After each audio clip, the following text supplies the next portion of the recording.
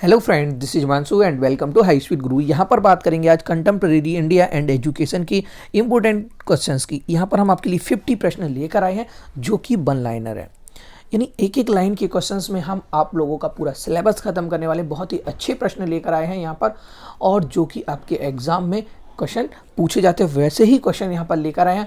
और इससे पहले जो हमने वन लाइनर का वीडियो दिया था, जो आपका पेपर हुआ है इससे पहले चाइल्डहुड एंड ग्रोइंग अप का, वहाँ से भी कई क्वेश्चंस जो है आपके एग्जाम में देखने को मिले हैं। तो ये भी वीडियो आपके लिए बहुत ही खास होने वाला है। समकालीन भारत और शिक्षा के बहुत ही अच्छे क्वेश्चन हैं यहाँ पर।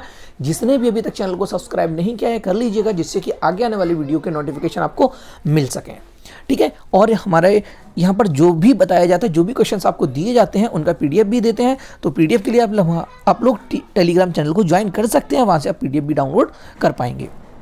तो चलिए देखते हैं।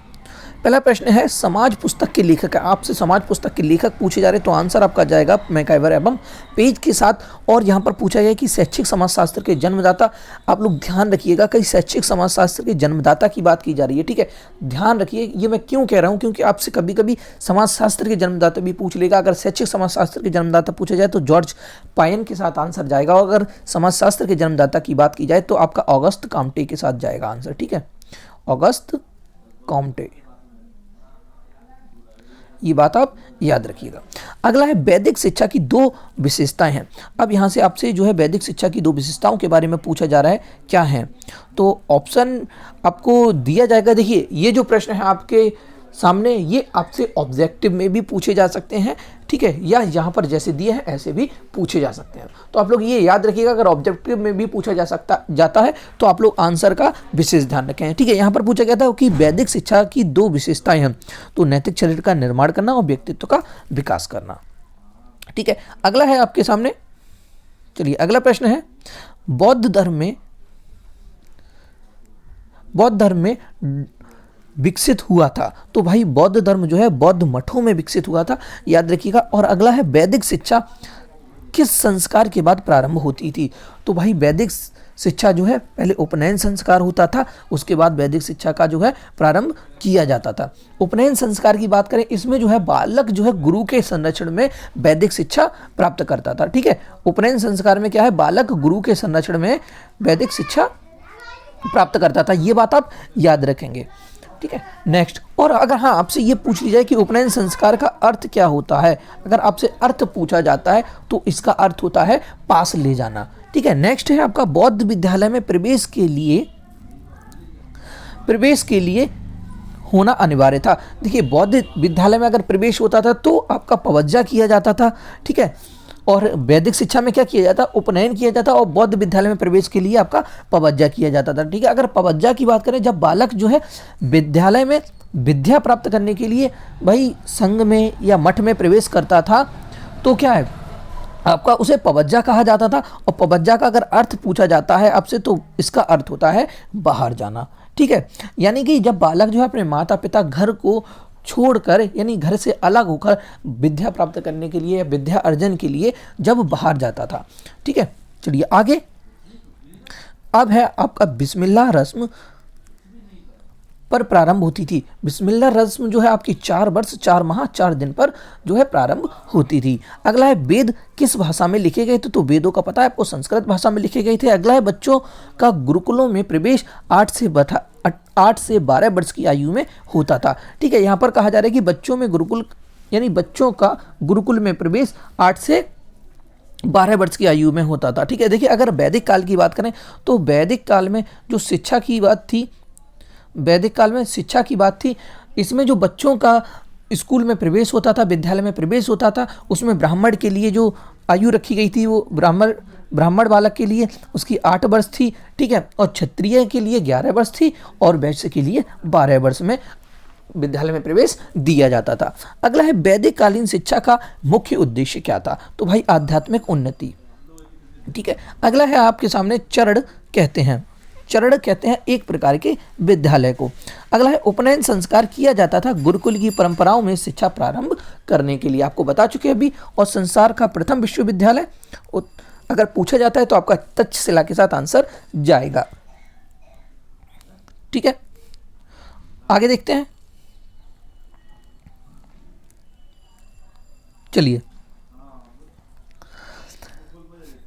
बौद्ध काल में बौद्ध शिक्षा का माध्यम भाषा थी। तो भाई बौद्ध काल में बौद्ध शिक्षा की बात हो तो हमेशा आंसर आपका पाली के साथ जाएगा। बौद्ध धर्म में समस्त दुखों से मुक्त की अवस्था को कहा जाता है। तो भाई निर्वाण कहा जाता है, यानी मुक्त की अवस्था को क्या कहा जाता है? निर्वाण कहा जाता है।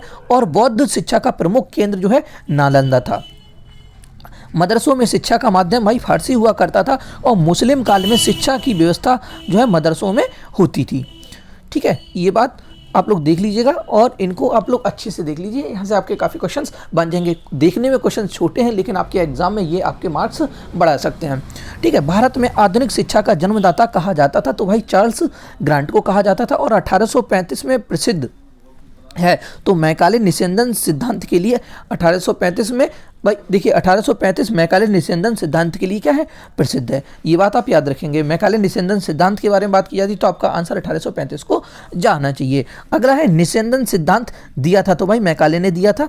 और आगे है शिक्षा नीति 1854 की घोषणा चार्ल्स वुड ने की थी। ठीक है, इसे आप देख लीजिएगा, अच्छा प्रश्न है, ये इंपॉर्टेंट है। शिक्षा नीति 1854 की घोषणा किसने? चार्ल्स वुड ने की थी। और सन 1902 में भारत में 5 विश्वविद्यालय थे। नेक्स्ट, अब यहाँ पर आपसे पूछा जा रहा है कि सैडलर आयोग जाना जाता है। सैडलर आयोग की बात की जा रही है। सैडलर आयोग अगर आपसे पूछा जाता है इसका गठन कब हुआ था तो भाई 1917 में हुआ था। याद रखिएगा 1917 ईस्वी। और यहाँ पर पूछा गया कि सैडलर आयोग जाना जाता है तो कलकत्ता विश्वविद्यालय आयोग के नाम से जाना जाता है। ठीक है, याद रखिएगा। और आगे देखते हैं, अगला है विश्वविद्यालय। अगला है आगे प्राथमिक शिक्षा में अपव्यय एवं अवरोधन की समस्या की ओर समिति ने ध्यान दिया। तो भाई इसका आंसर जाएगा आपका हरटांग समिति की ओर। ठीक है, 6 से 14 वर्ष के बच्चों के लिए सर्वप्रथम राष्ट्रीय शिक्षा योजना प्रस्तुत की। देखिए 6 से 14 वर्ष के बच्चों के लिए सर्वप्रथम राष्ट्रीय योजना की बात की जाए, आंसर जाएगा आपका महात्मा गांधी के साथ। ठीक है, चलिए आगे देखते हैं। अब अगला प्रश्न है,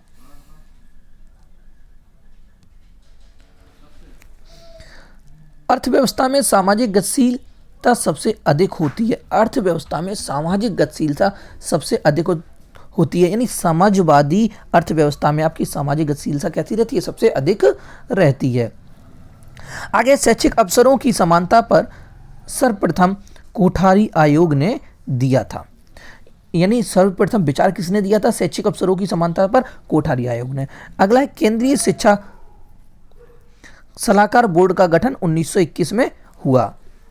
ठीक है, केंद्रीय शिक्षा सलाहकार बोर्ड का गठन कब हुआ था? 1921 में। ये आप सबसे प्राचीन संस्था है। और विश्वविद्यालय शिक्षा आयोग का गठन की अगर आपसे बात की जाती है, विश्वविद्यालय शिक्षा आयोग के गठन तो 1948 में हुआ। ठीक है, याद रखिएगा। और आगे आप देखते हैं, ग्रामीण विश्वविद्यालय की स्थापना का सुझाव ने दिया था। ग्रामीण विश्वविद्यालय की स्थापना का सुझाव जो है विश्वविद्यालय शिक्षा आयोग ने दिया था। ठीक है, अगला है आपके सामने प्रश्न, भारत में 10+2+3 शिक्षा संरचना, कुछ दिया नहीं। भारत में 10+2+, अच्छा आप ऐसे याद रखिएगा कि भारत में 10+2+3+ संरचना की सिफारिश, अगर आपसे पूछा जाता है कि सिफारिश, ठीक है, कि सिफारिश किसने की थी, तो आंसर आपका जाएगा कोठारी आयोग। ऐसे याद कर लीजिएगा, कोठारी आयोग। ठीक है, ये प्रश्न भी आपसे कई बार पूछा गया है कि भारत में 10+2+3 शिक्षा संरचना की सिफारिश किसने की थी, तो आंसर जाएगा आपका कोठारी आयोग के साथ। माध्यमिक शिक्षा आयोग 1952-53 को किस नाम से जाना जाता है, तो भाई ये प्रश्न भी बहुत बार पूछा गया है। मुदालियर आयोग के नाम से जाना जाता है माध्यमिक शिक्षा आयोग को, ये बात आप याद रखेंगे। ठीक है, अब देखते हैं नेक्स्ट। अगला है, चलिए, मुदालियर आयोग संबंधित है माध्यमिक शिक्षा से। ठीक है, बहुउद्देशीय माध्यमिक विद्यालय सिफारिश पर खुले थे। तो बहुउद्देशीय माध्यमिक विद्यालय भाई माध्यमिक शिक्षा आयोग की सिफारिश पर खुले थे, यानी माध्यमिक शिक्षा की बात किसने की थी? मुदालियर आयोग ने। नेक्स्ट आपका शैक्षिक अवसरों की समानता के अंतर्गत 6 से 14 वर्ष तक के बालक बालिकाओं की निःशुल्क व अनिवार्य शिक्षा का प्रबंध संविधान के अंतर्गत आता है। तो भाई धारा 45, ठीक है, धारा 45। अगला है आपका व्यापक अर्थ के अनुसार शिक्षा का केंद्र छात्र होता है और शिक्षा एक द्विध्रुवीय प्रक्रिया है। यह कथन किसका है? एडम्स का है। अच्छा प्रश्न है ये और बहुत बार एग्जाम में पूछा गया है। इन दोनों प्रश्नों को देख लीजिएगा। शिक्षा त्रिध्रुवीय प्रक्रिया किसने कहा है? तो भाई ड्यूवी ने कहा है। और द्विध्रुवीय प्रक्रिया किसने कहा है? तो एडम्स ने कहा है। देख लीजिएगा। और हेंडरसन के अनुसार शिक्षा के अंग है प्रशिक्षण, निर्देशन और प्रेरणा। ठीक है। आदर्शवाद जो है अरविंद का प्रमुख दर्शन था। आदर्शवाद अरविंद का कैसा प्रमुख दर्शन था। नेक्स्ट है आपका अगला है विवेकानंद के अनुसार जीवन का लक्ष्य है। देखिए विवेकानंद के अनुसार जीवन का लक्ष्य क्या है? आत्मज्ञान है। ठीक है। और नेक्स्ट है आपके सामने मनुष्य का अंतर्निहित पूर्णता की अभिव्यक्ति करना ही शिक्षा है। यह कथन किसका है? तो भाई स्वामी विवेकानंद का है। मनुष्य का अंतर्निहित पूर्णता की अभिव्यक्ति करना ही शिक्षा है। यह कथन किसका है? स्वामी विवेकानंद का है। अब देखिए हम आपको एक बात बता दें कि अगर आपसे कोई भी प्रश्न आता है, ठीक है, स्वामी विवेकानंद को लेकर अगर आता है, तो आप लोग एक की पॉइंट याद रखिएगा, अंतर्निहित की बात की जाएगी, आत्मज्ञान की बात की जाएगी, तो आपका आंसर जहाँ तक अगर ऑब्जेक्टिव में बनेगा तो विवेकानंद के साथ जाएगा। ये बात आप याद रखिएगा। अगर आपको आता है तो आप पढ़कर लगाइएगा, अगर आपको याद नहीं है तो आप लोग स्वामी विवेकानंद पर आप लोग टिक कर सकते हैं। लेकिन आपको ध्यान में रखना है अंतर्निहित शब्द और आपका आत्मज्ञान, ये चीज़ें आप लोग ध्यान में रखेंगे। ये अपने माइंड में सेट कर लीजिएगा कि अगर ये आएगा तो हमें आंसर यही लगाना है। चलिए आगे प्रश्न की ओर देखते हैं। अगला प्रश्न है 3H। देखिए अच्छा प्रश्न है ये। यहां पूछा जा रहा है कि 3H हृदय, मस्तिष्क और हाथ पर बल दिया। देखिए अगर आपसे कभी कभी केवल 3H का भी अर्थ पूछ लेता है तो आपका आंसर क्या जाएगा? हर्ट, हैंड्स और आपका हेड। ठीक है, याद रखिएगा। यहाँ पूछा जा रहा है कि 3H पर बल दिया, तो भाई महात्मा गांधी ने दिया।